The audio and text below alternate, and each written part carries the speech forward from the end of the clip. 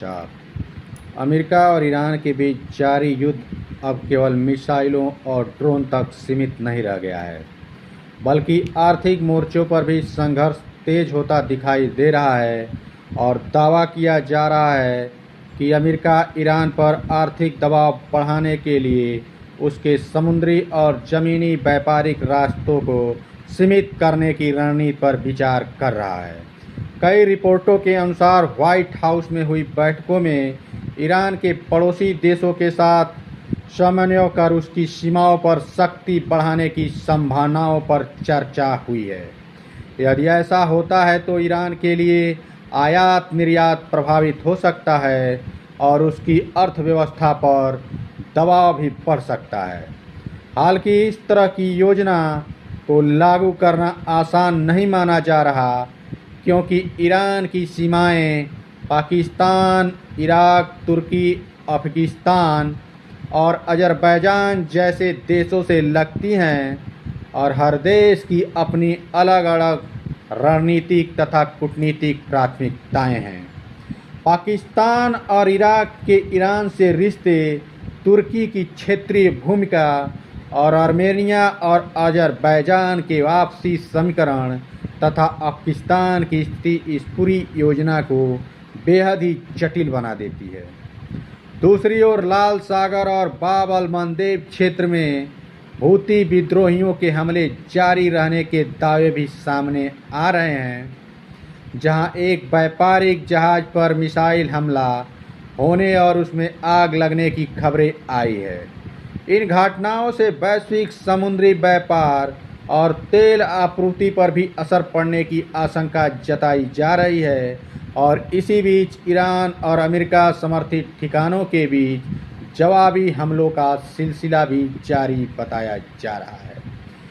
कई दावों के अनुसार ईरान ने जॉर्डन और कुवैत में अमेरिकी ठिकानों को निशाना बनाया है, जबकि अमेरिका ने ईरान के सैन्य और रणनीतिक ठिकानों पर कार्रवाई की है। इन दावों की स्वतंत्र पुष्टि हर मामले में उपलब्ध नहीं है, लेकिन दोनों पक्ष लगातार एक दूसरे पर भारी नुकसान पहुंचाने का दावा कर रहे हैं।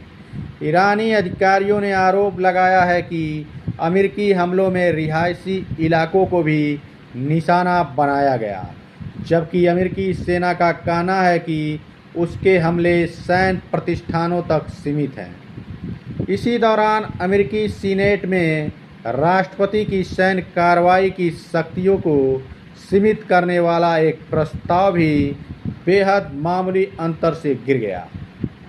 प्रस्ताव पारित हो जाता तो भविष्य में ईरान के खिलाफ बड़े सैन्य हमलों के लिए राष्ट्रपति को कांग्रेस की मंजूरी नहीं लेनी पड़ती। इस पूरे घटनाक्रम ने अमेरिका की घरेलू राजनीति से भी युद्ध को लेकर मतभेद उजागर कर दिया। दूसरी ओर मध्य पूर्व के कई इलाकों में तनाव लगातार बढ़ रहा है। मिस्र के एक बंदरगाह पर ड्रोन हमले और जहाज़ों में आग लगने की खबरें सामने आई हैं। हालांकि इन घटनाओं की जिम्मेदारी को लेकर स्पष्ट स्थिति नहीं है।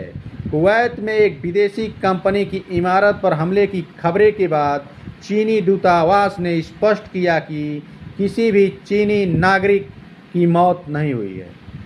भारत ने भी इस पूरे घटनाक्रम पर चिंता जताई है। विदेश मंत्री एस जयशंकर ने ईरान के विदेश मंत्री अब्बास अराक्ची से बातचीत कर भारतीय व्यापारिक जहाज़ों और भारतीय नागरिकों की सुरक्षा सुनिश्चित करने का आग्रह किया है। क्षेत्र में काम कर रहे भारतीय नागरिकों और नागरिकों की सुरक्षा भारत की प्रमुख प्राथमिकता बनी हुई है। कुल मिलाकर मध्य पूर्व का यह संघर्ष अब सैन्य, आर्थिक और कूटनीतिक तीनों मोर्चों पर फैल चुका है। समुद्री मार्गों पर खतरा, संभावित आर्थिक प्रतिबंध, सीमाओं को लेकर नई रणनीतियां और लगातार जारी जवाबी हमले इस युद्ध को और जटिल बना रहे हैं। आने वाले दिनों में यह देखना महत्वपूर्ण होगा कि अभी यह युद्ध कितना लंबा चलेगा और किसका कूटनीतिक प्रयास सफल होता है इस तनाव को कम करने के।